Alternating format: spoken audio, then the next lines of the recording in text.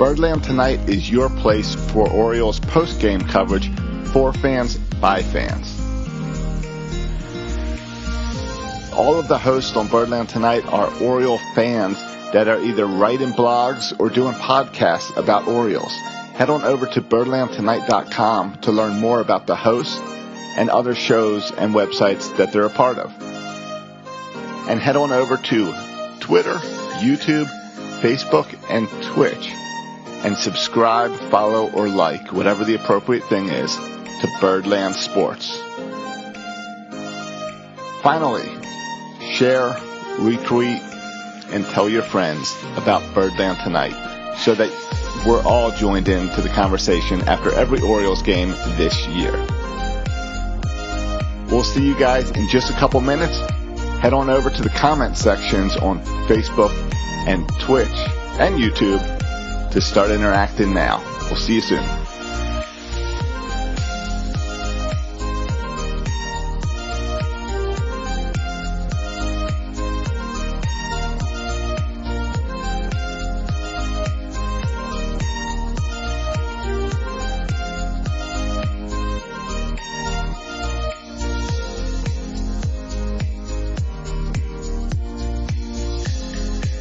Did you know Birdland Tonight is also a podcast? Head on over to your favorite podcast app and subscribe to Birdland Tonight to get the audio of this show every morning ready for your commute.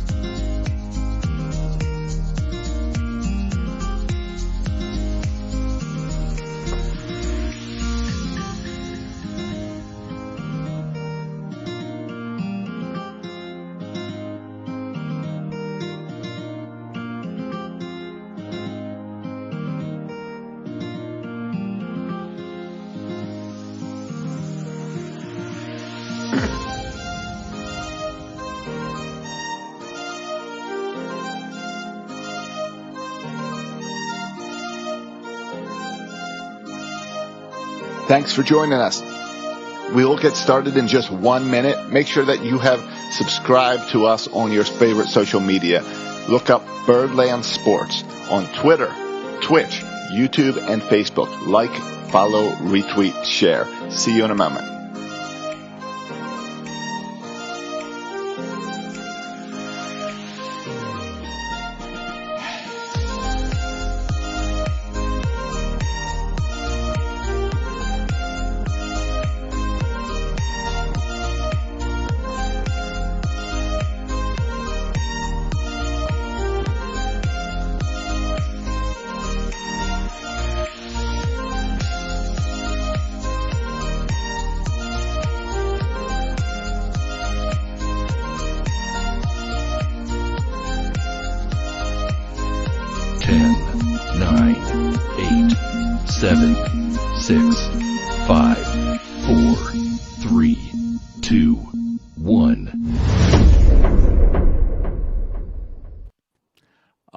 It's another Birdland Tonight as we look forward and get ready to the season starting. That's when we'll get to do the regular post-game shows after every Orioles game. But we still want to get you some content as we get to the Orioles season, and it's less than a week till pitchers and catchers report. So joining me today is Andrew from Utah Street Report, Cody from I Just Like the Duck, and Jimmy from the Bleacher Birds. How you guys doing? Not bad. Doing good. All right, guys, thanks for joining us. Let's just start. I want to talk about spring training and some of these spring roster invites and stuff, but I guess we got to start with the Orioles news because it's rare for them to actually make news. And it seems like the past few weeks, it's been like every other day there's some Oriole news out there. So let's start with the dark night. The Orioles signed Matt Harvey today to a minor league deal. Cody, what are your thoughts on Matt Harvey coming to Baltimore? My big question is, how long will he be there? It seems like with all of these signings, it's just a matter of how long do they stay. Do they last through spring training? Do they last all the way up till the trade deadline, or anywhere in between? Love to see that the Orioles are making some moves. I think it's nice to see this, have some options, to fill out the entire rotation. We've got a couple of clear guys that are, I think solid starters, but maybe not a clear-cut number 4 or 5 since Alex Cobb is now gone.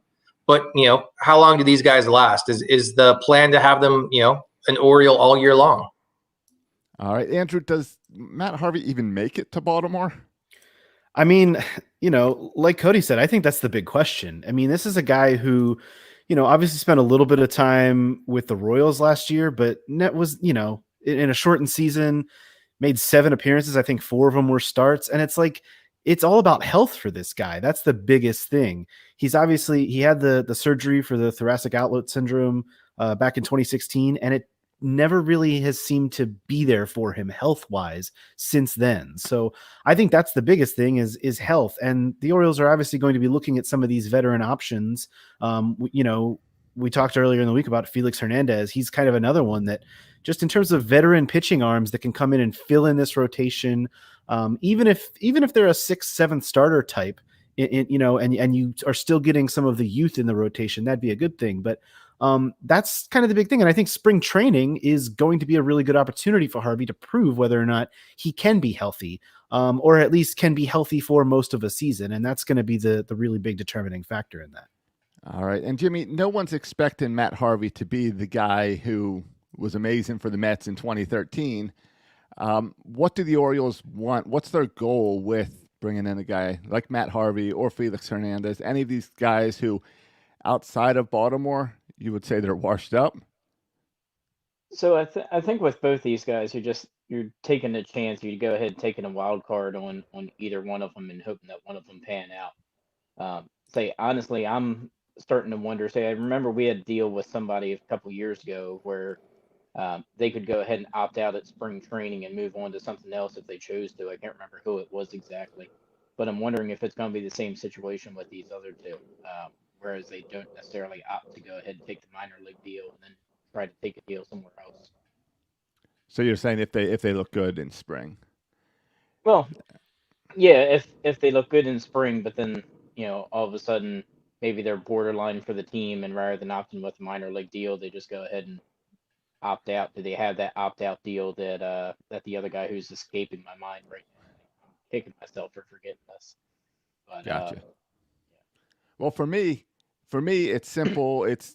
We need guys not to pitch great. We need guys that can eat innings. And I love the prospect. What I've really thought we lost when we lost Alex Cobb was not great pitching, but a veteran presence to be around all these young guys. And I think Matt Harvey and Felix Hernandez both bring that veteran presence to the team. Whether they're not going to get wins, that's fine. But as long as they can help guide the young guys, everything about this team is about the future.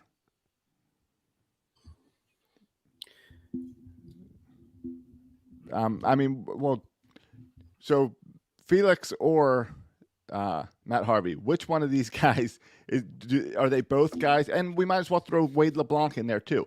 Is our opening day rotation going to be Felix, Wade, and Matt? Are they 3 of the 5 guys? I mean, I don't think so personally. I think that, with Harvey, he's a guy that really needs, like I mentioned, to prove it from a health standpoint.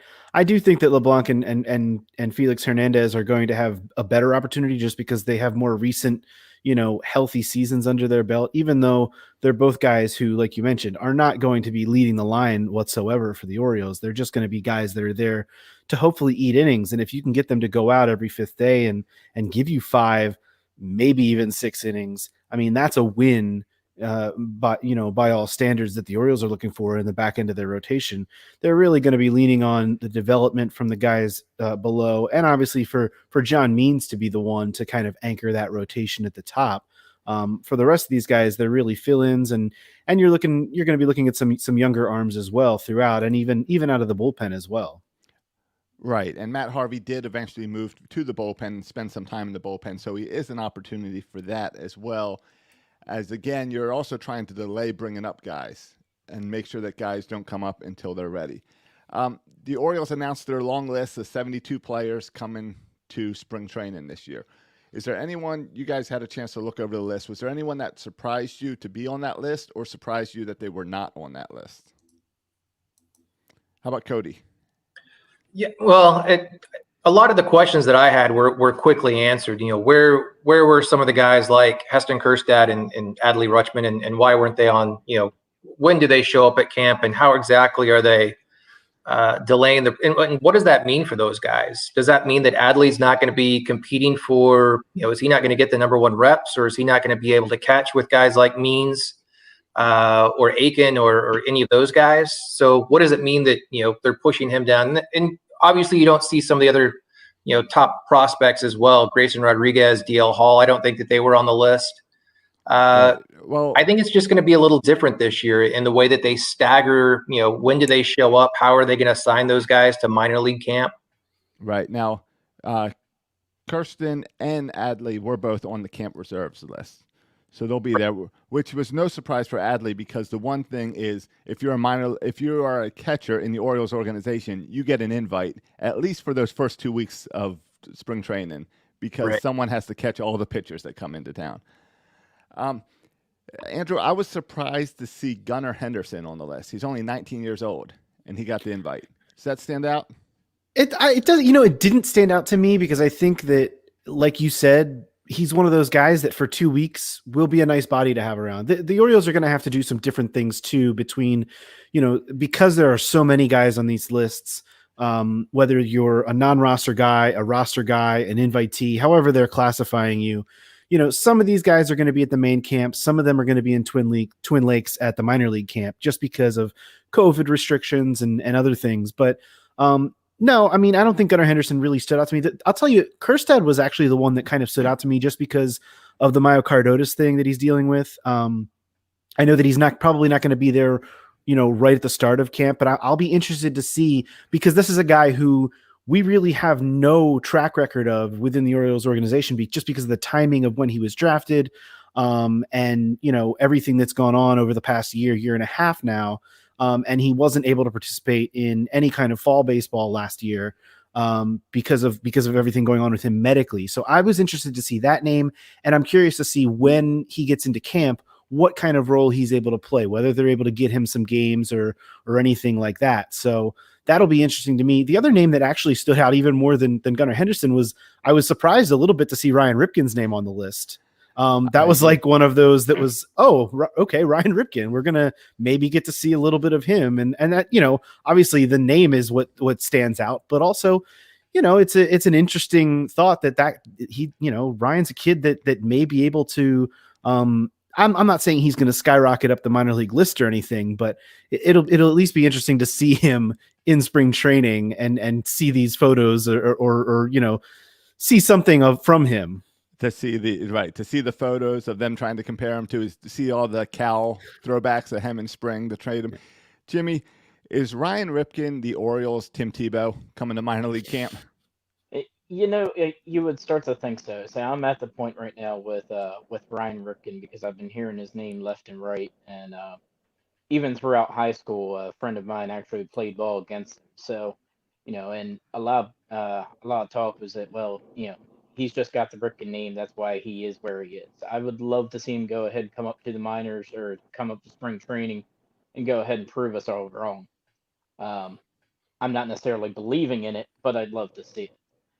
The guy that we're all excited about, and I'm sad that Andrew doesn't share this excitement with me, is Gunnar Henderson. I can't wait to see this kid. I can't wait to see what he's got. I've been checking out the workout videos that he's had online. And he seems like he's in tremendous shape. I love the kid's attitude, and I just can't wait to see him.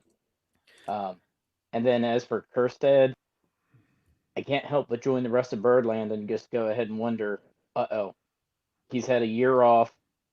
He's already having this heart issue, so health issues. Is this a bust already, or is it too early to tell? Yeah, and I wonder with Kerstead on the list, because he's not going to be there on the 23rd, 10 days from now, which is the first non-pitchers catchers, I guess, full roster workout. What's the point of him on this list? Because by the time he shows up would be the time he would be cut anyway and sent down to minor league camp. So it's going to be interesting, like Andrew was saying, how they use Kerstead. I saw that some players are already starting to show up. John Means tweeted that he's there, and Trey Mancini has been there for probably about a week. I think Trey Mancini's the person who's going to get all the attention this spring, right?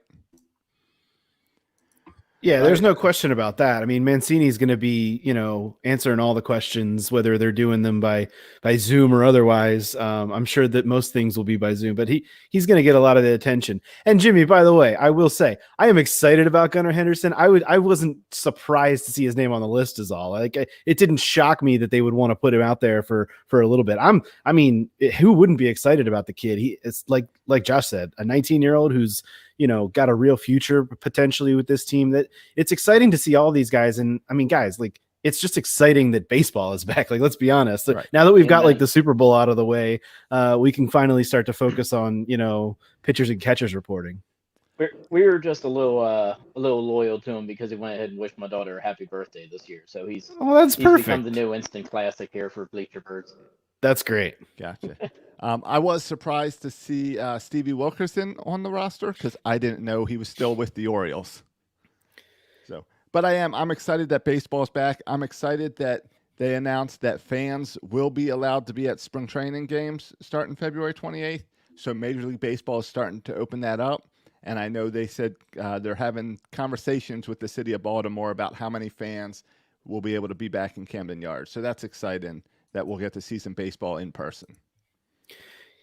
Yeah, Josh, you're gonna go down there? You think? I mean, I know you're down in Florida, and like I think they said they're doing about 25% capacity at Ed Smith Stadium, like around 1,800 tickets a game. Yeah, and I was just looking online before we did this. They haven't opened up single game tickets.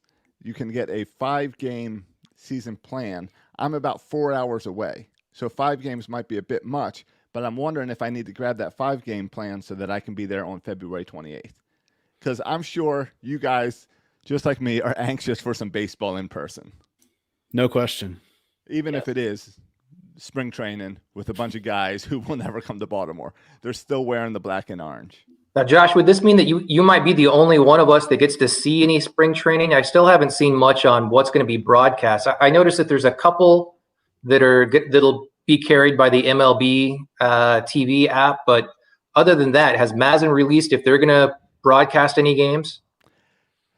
Well, there was an article when the whole Masson firing everyone came out that prompted this show. In that article, it said that they are not going to cover any spring training. So I think it's more World Series of Poker for you, and I'll go watch in person. But I don't know. We'll see what happens. I know the past few years, Steve Molesky has done some like broadcast from his phone of games. And so you could listen on the MLB app. He might have been broadcasting into a computer. I just know there was an annoying hum when I was listening to the game. But for those games where we actually play other teams that have broadcast, you can catch that on the MLB network as well. Like if we play the Yankees in spring training, I imagine that those games will be carried. That is a great point. Sign up for the MLB app because you'll be able to watch those away games when the Orioles are playing teams that actually hire like broadcast crews. Well, and I don't know if you guys saw the schedule too. It's kind of an interesting mix of, because of where the Orioles are located in Florida, they're going to get kind of the gambit of those East Coast of Florida teams that play over there. They have, they're going to end up seeing all the other AL East teams, plus they're going to see, like you mentioned, the Pirates, the Phillies, they're not really going to get all the West Coast Florida teams, but they're going to get a wide array of opponents to play as well, which is kind of cool. Yeah, it's Pittsburgh, Philadelphia, Atlanta, Boston, New York, Detroit, Toronto, Tampa Bay. So it's all the AL East and a lot of the NL East. So either way, it's baseball. It's a month of practice games or I guess a month and just over a month. And then we get to some real games. So I was also excited this week that that AAA is starting to put things together. So they've all now officially accepted that the Bay Sox are AA, Norfolk is AAA, and I guess how they sorted out the single A without the Keys. And Norfolk put out their division, not their schedule yet, but here's all the teams we're going to be playing. I'm excited that the way the AAA Orioles realigned and the way the Marlins realigned means that the Jacksonville Jumbo Shrimp are now in the same AAA division as the Norfolk Tide, so I'll get to drive half an hour and see some of these baby birds. But again, it's just exciting that we've got some minor league baseball coming up as well. It's not going to be the Bowie bubble anymore. Plus, you get to see the Jumbo Shrimp, which is just cool anyway. They have. I am jealous of their team name. It's a great team name. Cody, how much do you think this year development for the Orioles changes by having the full minor leagues instead of just that one segment in Bowie of practice? It seemed that offsite, Bowie project, sure did garner a lot of results. So, one of the questions I've had is how many minor league teams does a baseball team really need? Do we need, 5 minor league teams? We did so well having, so many guys at that Bowie camp. I would love to see if they could get as many of the quality prospects as they can up in Norfolk. But I think that these guys, considering I don't really see that many people getting called up this year, I think it's going to be a really important developmental year for all of those players down in Norfolk and Bowie as well, just to see how well they do. I think that's one of the areas of focus that the Orioles have placed in making sure that they have is quality coaching, quality development staff down there, to really look and see these guys and prep them for that next big step, whenever that might be. So I'm kind of curious with the Bowie Bay Sox, with them having now the minor league season, are they going to gain the same results? Because that's what I'm a little bit nervous about, because Bowie was a huge success last year. It really, really was. And I was curious to see if we were going to go ahead and work something else in with that. And are players too distracted with the minor league games themselves that they can't actually work on what they need to work on? Yeah, I love the idea that the Bowie Project Bowie or whatever it was a big success, because I think that's really funny for us as Orioles and as Oriole fans to look at that, because we have no clue what went on there. We are judging it from guys who sucked in the majors. They'd go down to Bowie for 2 weeks and come back and start hitting the ball, like Cedric Mullins and some other guys. DJ Stewart, I believe, also was on that list. Andrew, did that help, or was that just a holdover and just a coincidence that those guys kind of improved after they got demoted? Well, Josh, you said it. We have no idea. I mean, nobody has any idea. Like you said, we don't know what went on in Bowie last year. We got reports from teams, but obviously teams are going to be favorable and they're going to say everything went great and they're going to talk about how well their players are developing, but we don't really know anything, and neither, frankly, does anyone else. I mean, it was interesting this week. We saw some prospect rankings come out, like Baseball America and some other publications ranking the Orioles farm system 7th or 8th. And then everyone got pissed off because Keith Law came in and ranked them 18th. And nobody really knows what they're talking about, because nobody really knows how well these guys actually developed and how well this system has really been seasoned over the last 1.5 to 2 years, because we haven't seen it on the field. So, I mean, it's a big mystery. And I think if among all the unknowns with the Orioles and their future, and there are a lot of unknowns with the Orioles and their future, the minor leagues is just one of many, because, they're one of the biggest ones, because that's kind of what speaks to where this whole project is going under Mike Elias and his crew. We'll find out more, I think, by seeing minor league games and seeing, maybe not game results, but the results of how players are playing against one another and against actual competition in games than we will even from some, like you said, Project Buoy, which had to go on last year because of the pandemic. So I think we'll hopefully be able to learn more and be a little more knowledgeable about things with a normal minor leagues, normal minor league operating system than we would have last year, which I think is a positive thing. Yeah, of course. And I find it hilarious that people got all upset about Keith Law saying 17th, because Keith Law doesn't go and visit every one of these minor league teams and plan it all out. There's a reason that it was just one guy who said the Astros were going to win the World Series when they won it. Other people thought he was foolish because they don't go and watch it. He was invested. He was all over that team. The fact that they are, even the rankings that have them 6th, 7th, 5th, 8th, whatever in that top 10, that's basically take a math problem of ranking all the prospects and then adding them all up. It doesn't tell you anything. Well, and the biggest point about the Keith Law of it all, if you will, is his biggest point, if you read what he wrote, is that he doesn't know, that he needs to see it. Yes. And frankly, that's the case with everyone because none of us have seen it. We don't know. It's all based on projection. And if you frankly, you can't project something that you don't know, that you don't have the data to back up. So that's all he was saying by ranking the farm system, 17th or 18th. I don't even remember what number it was. I know it wasn't as high as the other ones. I believe, yeah. And that's why everyone got so upset, but it's silly to get all bent out of shape about these things. But that's what fans do, I suppose. And to their credit, that's why they're called fans. They're fanatical. Right. And it's not just Oriole fans. Oriole fans aren't the only ones that are dumb. This is sports fans in general. I'm not calling Oriole fans dumb. I'm saying sports fans are dumb. We're all dumb. We're all dumb. You guys heard it here. Josh DeRoca thinks that Oriole fans are dumb. Yep. You see it in the NFL as Peter King will go like camp to camp during the preseason and make comments, and everyone says, oh, he hates on their team. Everyone thinks there's bias. Yes, we know there's a bunch of reporters that do not like the Orioles because of Peter Angelos, but that doesn't have much to do with the farm system ranking. All right, Jimmy, let's go around the table, and we'll talk to everyone with the same question. Pitchers and catchers report on Tuesday, first workout on Wednesday. Jimmy, besides beards and bellies, what are you looking for this week from the Orioles? Wow. Can I skip? So you caught me off guard with that one. All right, Cody, what do we look for this first week as pitchers and catchers show up? It's difficult when you take away beards and bellies because again, it's going to be interesting to see how many of these guys, show up in shape.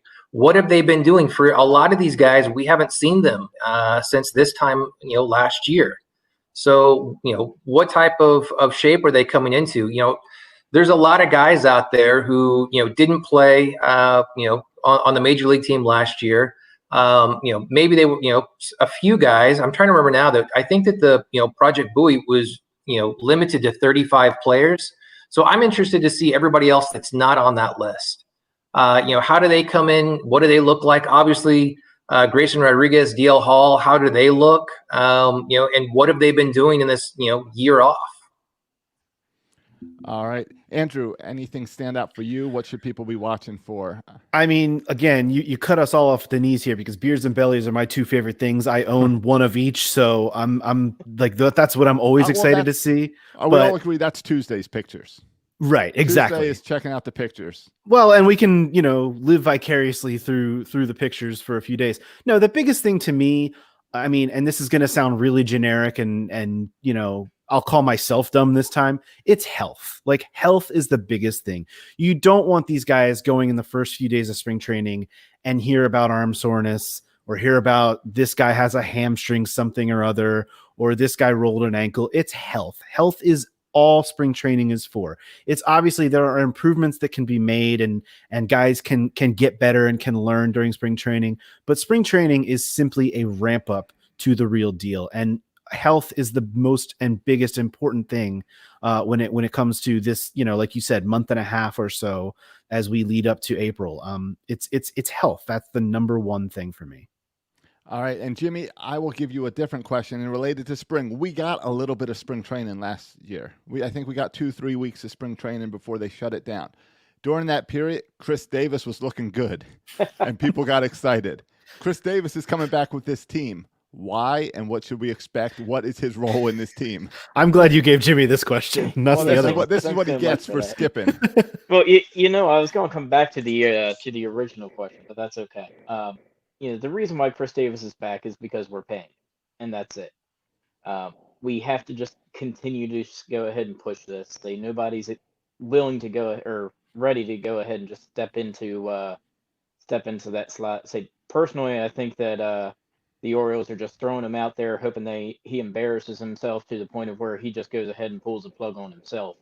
But I think Chris Davis has shown that that's not his attitude, and that's not what he's going to do. He's very stubborn. In the fact that he won't let anybody help him. He's very stubborn in the fact that he thinks his way works and that he thinks that he deserves a spot on this team. And meanwhile, there's kids that would absolutely love to have his spot.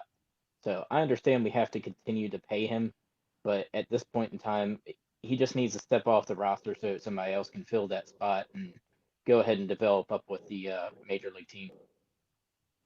All right. See, you could have went the route of Sig Mejdal building the time machine for Felix Hernandez, Matt Harvey, and Chris Davis, but you tried to instead just trash Chris Davis as he's washed up and done. Gotcha. Yeah, he is. All right, guys. Well, thanks for joining me today as we continue to talk Orioles and get ready. I think we're going to do this again next week, and next week's when we'll have some pictures of players we can discuss, I guess. Beers and bellies. Right. So, Andrew, you writing anything for Utah Street this week? Or have not lately. We'll probably ramp up closer to the season. That's the goal. But it's a joy to be on here and just chatting, because doing this kind of thing and just talking about the game is a lot easier than coming up with a concept to write about, for sure. All right. Well, I just gave you a concept: beers and bellies. All right, we'll go with beers and bellies. All right, Cody, what's going on with I Just Like the Duck? Nothing yet. We'll wait until spring training, and then we'll start doing a regularly scheduled podcast, probably once a week, something like that. All right. Just so you know, spring training starts in 3 days. Jimmy, how about Bleacher Birds? So we'll be recording our next episode tomorrow, and probably be out Tuesday, more realistically Wednesday. So we'll be talking a little bit about spring training, a little bit about beards and bellies, as that seems to be the topic of the week. And may have a little update to the list. And if you listen to Bleacher Birds, you know what that is. All right. Well, on Section 336 records on Monday night. There's a good chance I just hop on this feed and do it right here to continue getting the word out about Birdland tonight. But all right, guys. Well, enjoy the beards and bellies coming up soon. Go get some flowers and some chocolate for your wives or girlfriends.